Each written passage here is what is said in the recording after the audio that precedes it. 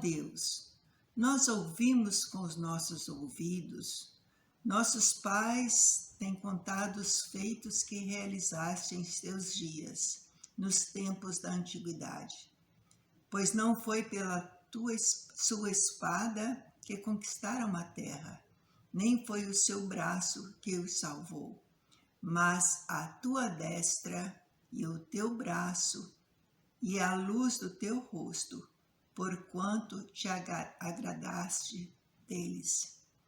O salmista lembra que Deus é que se agrada de nós e por isso Ele cuida de nós. Mas Ele se agrada de nós porque nós também nos agradamos com Ele. Agora convidamos a todos para usufruirmos da sua palavra que vai ser falada pelo teu servo neste culto. Que nós possamos refletir sobre a vontade de Deus para as nossas vidas e que nós possamos ser motivo de alegria para Deus.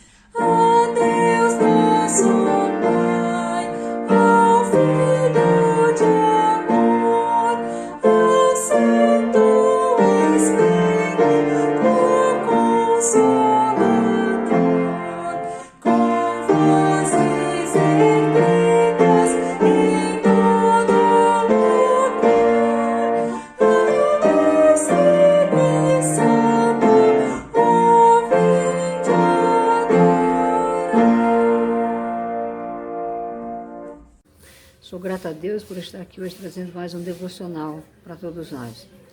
A palavra de hoje está em 1 Pedro, capítulo 2, versículos 15 a 16. E assim diz: Pois é da vontade de Deus que, praticando o bem, vocês silenciem a ignorância dos insensatos.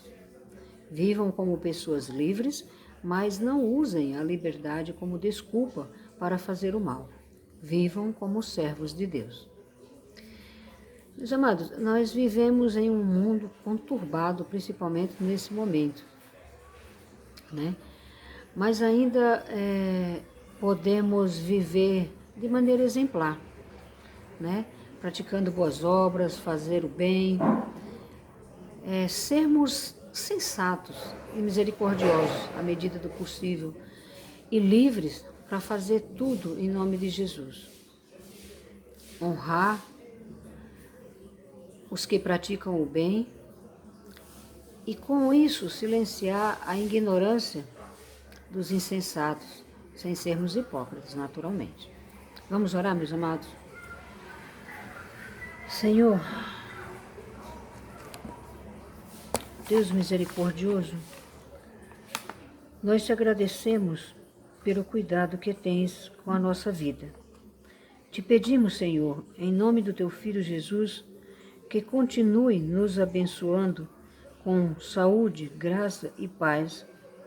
Olha pela nossa vida espiritual, nos fortaleça e coloque em nós o desejo de te adorar cada dia mais. É no nome do teu Filho Jesus, Pai, que oramos e agradecemos. Amém.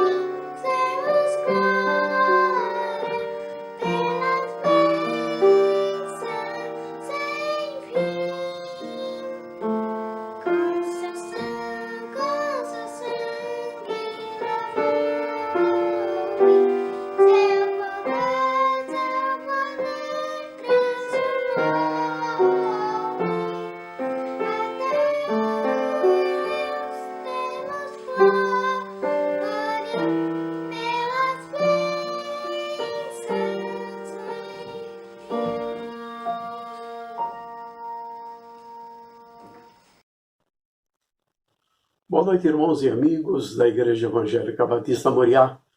Que a graça e a paz do nosso Senhor Jesus Cristo estejam sobre suas vidas. Nesta noite, eu gostaria de compartilhar com os irmãos o estudo sobre avivamento espiritual. Como introdução, eu gostaria de considerar que todo sistema de vida está sujeito a crises e debilidades. Uma planta ela pode adoecer e morrer. Um animal também pode adoecer, ficar fraco e até morrer. A nossa vida biológica está sujeita a um grande número de perigos que podem debilitá-la. Se não for socorrida, por certo chegará à morte. A vida espiritual também está sujeita a debilidades. Qual é o expediente para levantar a vida espiritual debilitada? O expediente chama-se avivamento. O verbo no hebraico avivar, ele tem o significado de preservar ou manter vivo. Porém, avivar não significa somente preservar ou manter vivo, mas também purificar, corrigir e livrar do mal. Vamos ver então que avivamento pressupõe esfriamento. Veremos alguns exemplos de avivamento, tanto no Velho Testamento, envolvendo o povo de Israel, como no Novo Testamento, envolvendo a igreja. Primeiro, vamos ver no Velho Testamento alguns exemplos. Lá nos dias do profeta Elias, está em 1 Reis, capítulo 18. O capítulo vai narrar que predominava o culto a Baal, e o povo não servia mais o Deus vivo. O versículo 21 do capítulo 18 diz assim: Então Elias se chegou a todo o povo e disse: Até quando cocheareis entre dois pensamentos? Se o Senhor é Deus, seguiu, e se Baal, seguiu. Porém o povo lhe não respondeu. O altar do Senhor estava quebrado por falta de uso. Os falsos profetas proliferaram. Haviam 450 profetas de Baal e 400 profetas do poste ídolo. O culto a Baal baseava-se nas emoções. Diz o texto que Elias reparou o altar, preparou o holocausto, começou a orar e Deus respondeu. Houve um grande avivamento. O povo reconheceu que só o Senhor é Deus. Houve um grande livramento em Israel, como está registrado lá no capítulo 18 de 1 Reis, versículo 39. O que vendo todo o povo, caiu sobre os seus rostos e disse: Só o Senhor é Deus, só o Senhor é Deus. Temos um outro exemplo de avivamento no Velho Testamento, nos dias do rei Ezequias. Isso está narrado em 2 Reis, capítulo 18, e 2 Crônicas, do capítulo 29 até o 31. Lá nós vamos ver o registro que narra que Acás, ele havia feito Israel fugir de Deus. Ele repartiu o templo com o rei da Síria, sacrificou aos deuses de Damasco, destruiu os vasos sagrados, fechou as portas da casa do Senhor e fez altares a outros deuses. Ezequias, no entanto, abriu as portas da casa do Senhor e as reparou.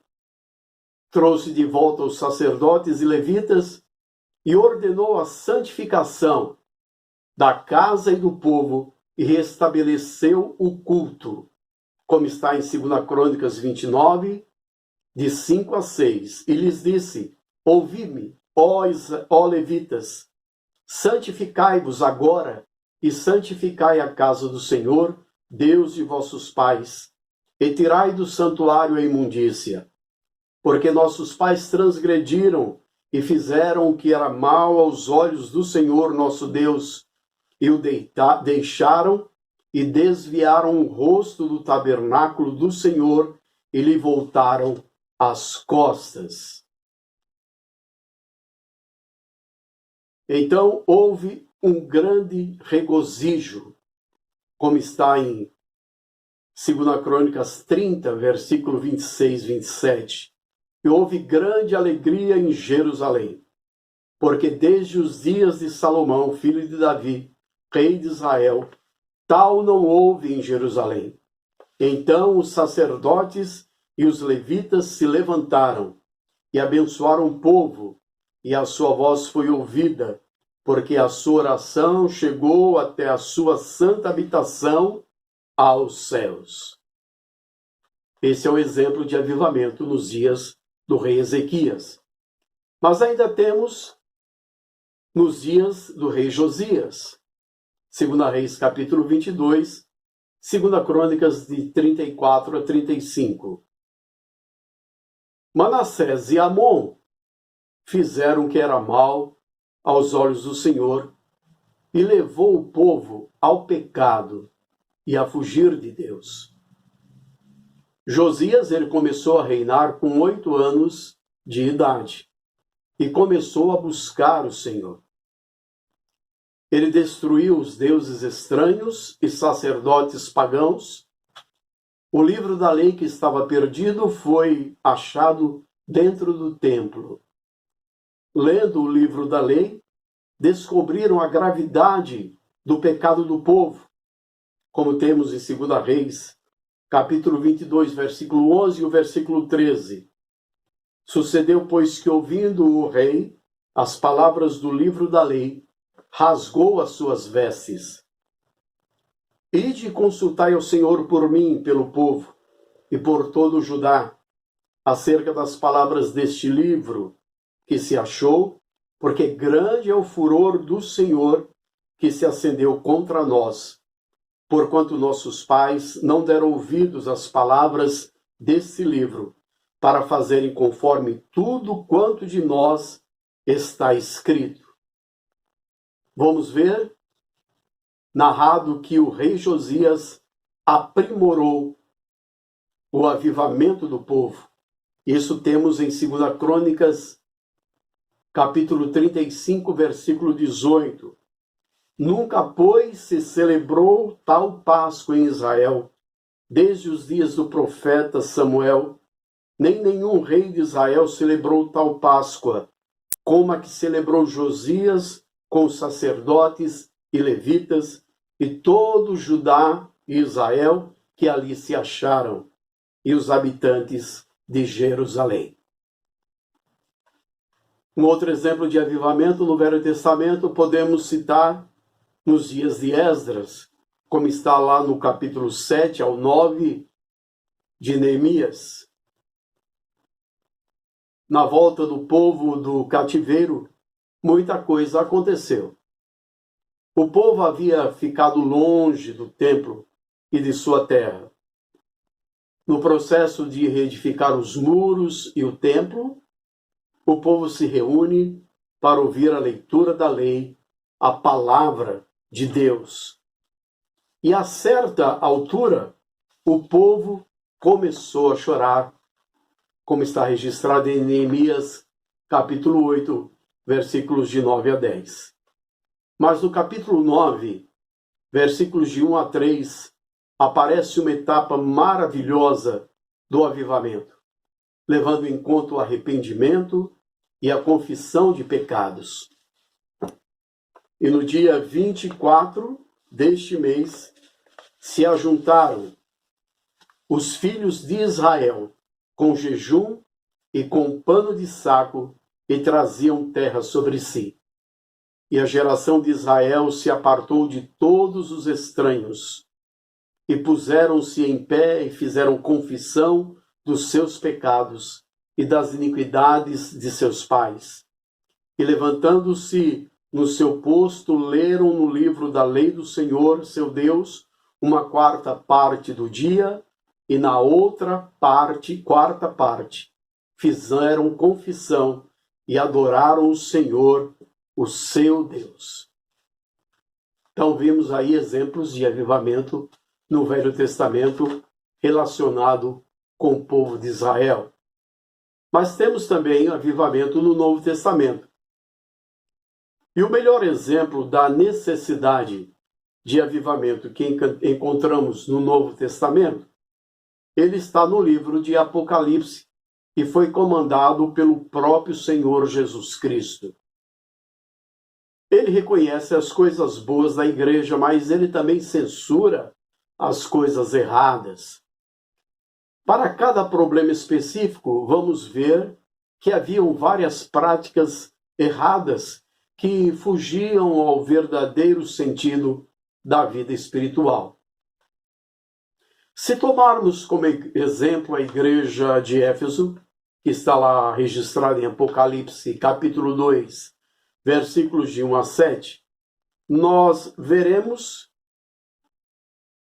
que o problema era o abandono do primeiro amor, o entusiasmo ou o fervor que a igreja tinha no início.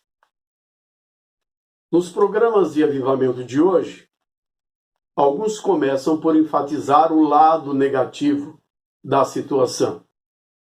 Para estes, tudo está perdido. Não há remédio e tudo precisa ser começado de novo. E então começa a mudar tudo na igreja. Doutrinas, estrutura, departamento, EBD, liturgia e outras coisas mais.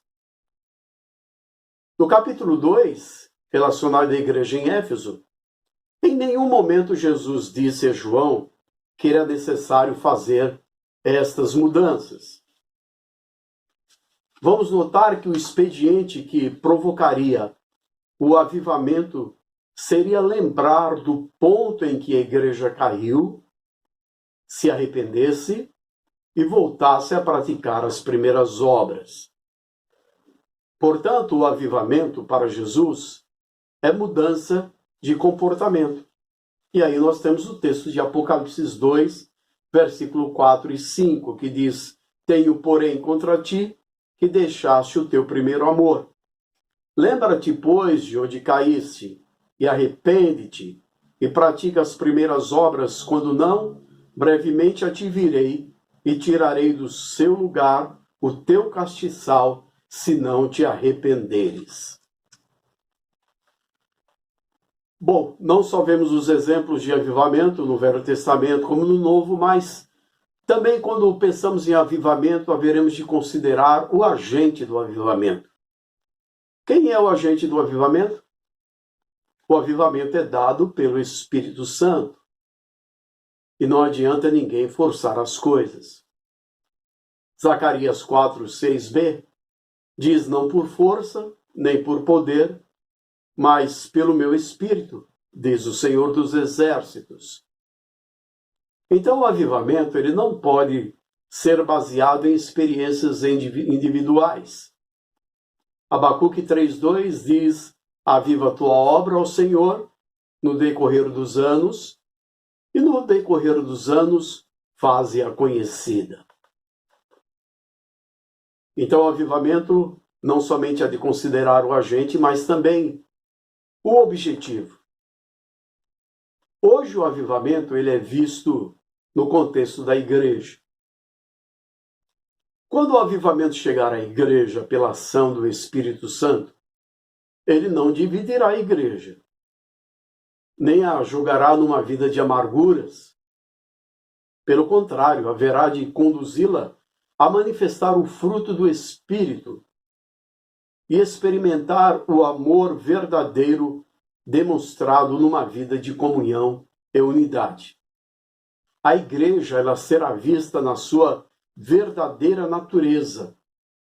Como Paulo lembra aos Efésios, no capítulo 5, versículo 27, para apresentar a si mesmo igreja gloriosa, sem mácula, nem ruga, nem coisa semelhante, mas santa e irrepreensível.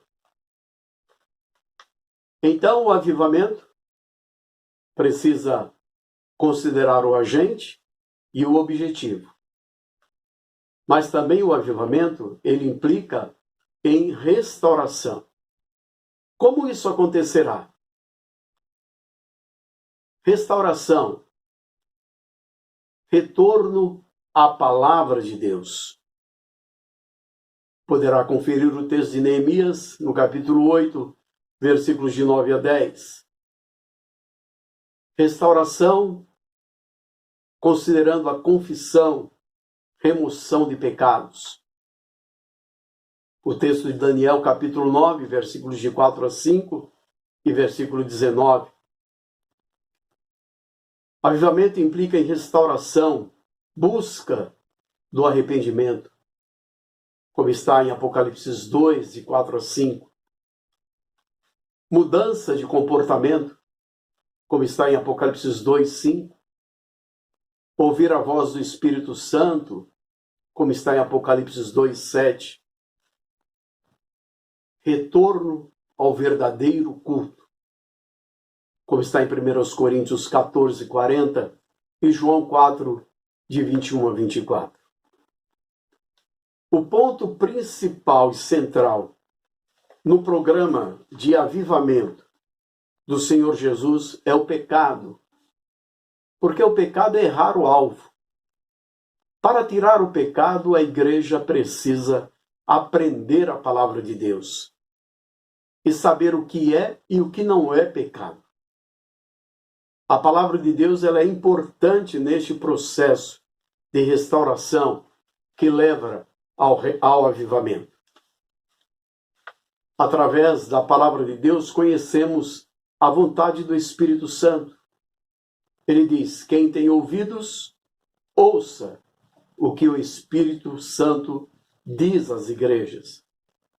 Portanto, a igreja precisa ouvir a voz do Espírito Santo que habita nela. Avivamento não só implica em restauração, mas implica também em demonstração. Muitos pensam que avivamento é um programa agendado pela igreja, mudança doutrinária, mudança na liturgia, um programa agendado para conseguir curas, maravilhas, milagres, modismos e outras coisas. Quando ocorre o avivamento, alguns sinais são visíveis. Primeiro, ousadia para anunciar a palavra de Deus. Atos 4,31 diz: e tendo eles orado, moveu-se o lugar em que estavam reunidos, e todos foram cheios do Espírito Santo e anunciavam com grande ousadia a palavra de Deus. Uma igreja viva anuncia a palavra de Deus.